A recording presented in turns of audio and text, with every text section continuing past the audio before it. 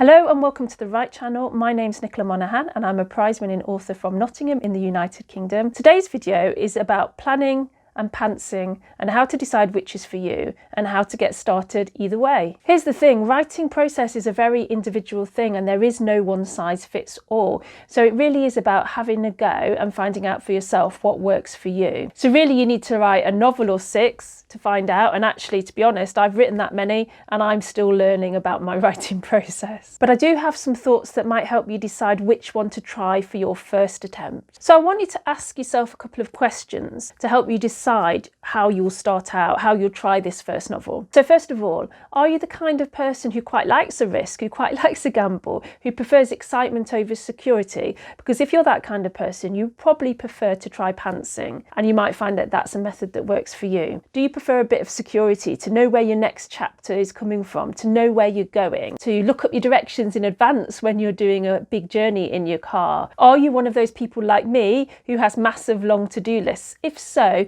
you might actually be naturally a planner and prefer to do things that way. And the truth for most people, like a lot of these things, is that you're probably somewhere in between those two extremes, and you might well do a bit of planning and also a bit of pantsing. That's what works for me.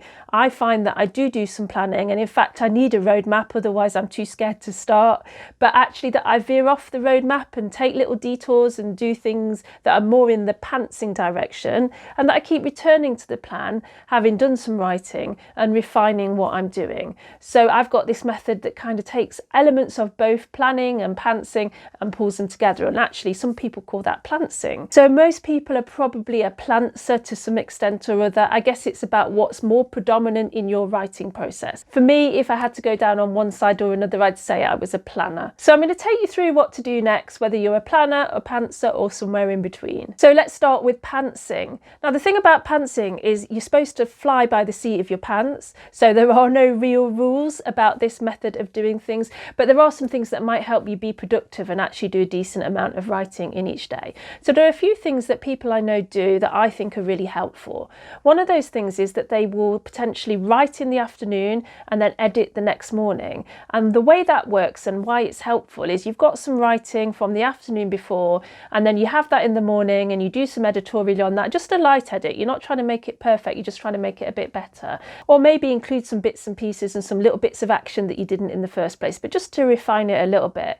And the advantage of doing that in the morning is that then your head is in the right place. When you sit down in the afternoon, you're into your project, you're into your characters, you're there and you're able and ready to write the next bit. Really, the key is what we're trying to do here is get over the fear of the blank page so that when you sit down and you start to work, you can get writing straight away. Another thing people have told me about their writing, and the thing that has helped them be productive, is that sometimes they will write a scene and they'll know how they want that scene to end, and they'll be ready to end that scene, and they'll be sitting there ready to write that at the end of the writing session, and they'll stop. Because then they know when they come back the next day to write the next bit, they know exactly what's going to happen. They're already quite excited about that little bit of action and they're ready to go. So that can be a way to get you back into the flow of writing really easily. A kind of related idea is that some writers will have a little flow chart for the next few chapters, which they can change as much as they want to, but they'll write their bit and then they'll sit down and think about what are the next few pieces of action that I need, and they'll write a little flow chart about those next few pieces, and they'll keep changing that as they go. So it's still a pantsing method really, rather than a planning, because you're not planning very far ahead. You're just writing down vague ideas for what might happen next. But I think that can be really helpful again for when you sit down and you need to start and you might have that blank page in front of you and you need to think about, what am I going to do now? You don't want that moment of thinking about what you're going to do now to take too long. You don't want to feel blocked or feel scared of that blank page. You want to know what you're going to do and have a place to start. So I think the flowcharting method can be really helpful. Another thing I'd say is that you might want to have an overall sense of where you're going with this project. You might want to have a destination in mind. So you might want to think about, at least in rough terms, what the ending of the story is going to be, even if you don't plan anything else.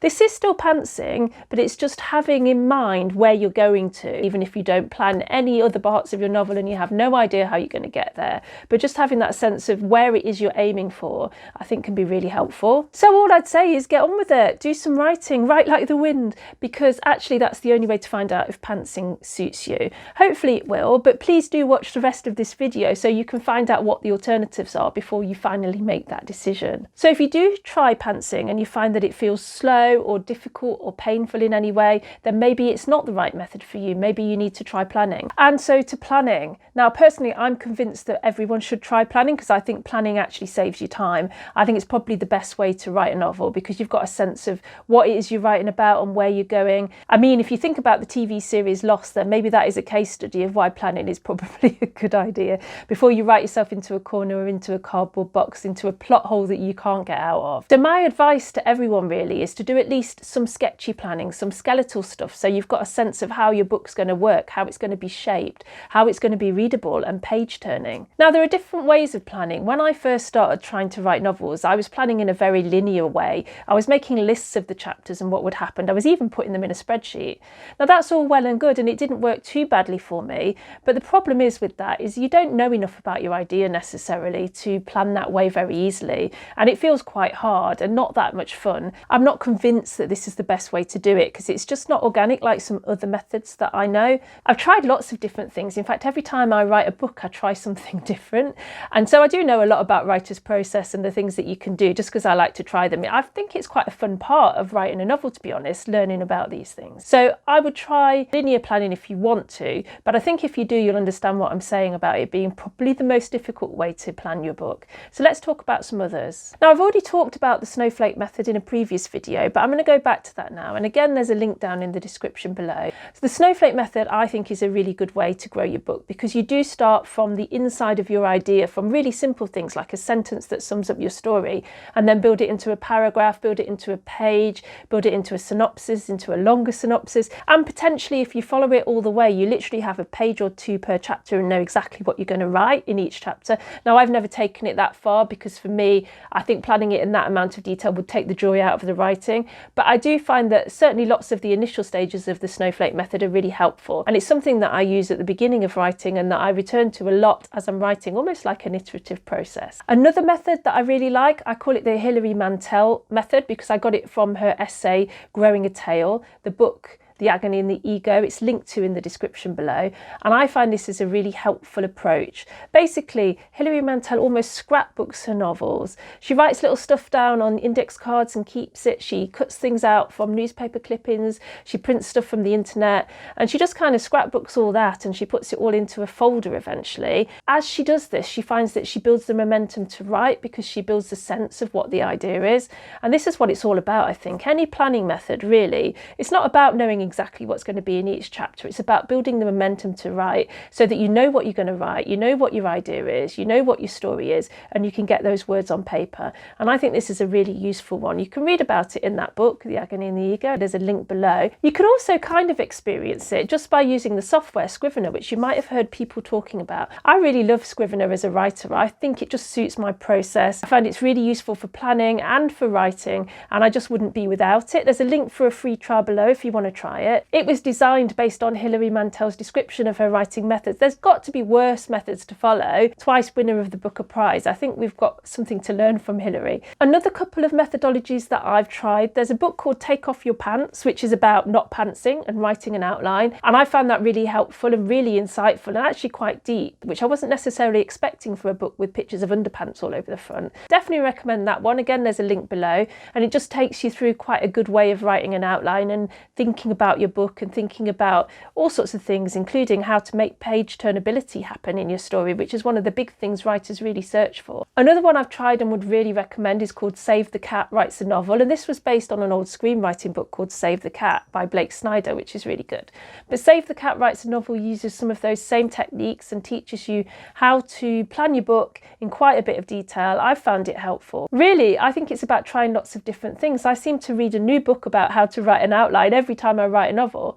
And I actually find these things quite fun and exploring them quite fun. So really, it's all about exploring and finding out what suits you as an individual and as a writer. There is no one-size-fits-all method. I wish I could write a to-do list that would literally take you through how to write a novel, but it just doesn't work like that. It's a little bit more complicated. But these are the things that I've tried and that have helped me and that I definitely recommend. Basically, it doesn't really matter which method you use. There is no one method that's better than any other, in my opinion. It is about building that momentum so you can actually write your book. I think it's really important to see a plan as a blueprint rather than a straitjacket, so that you don't have to stick to it. You can veer off route as much as you want and change things and let the writing surprise you. And another thing that I think it's important to know is that there will be holes in your plan. There'll be stuff you don't know. There'll be questions rather than answers at all sorts of points along your plan.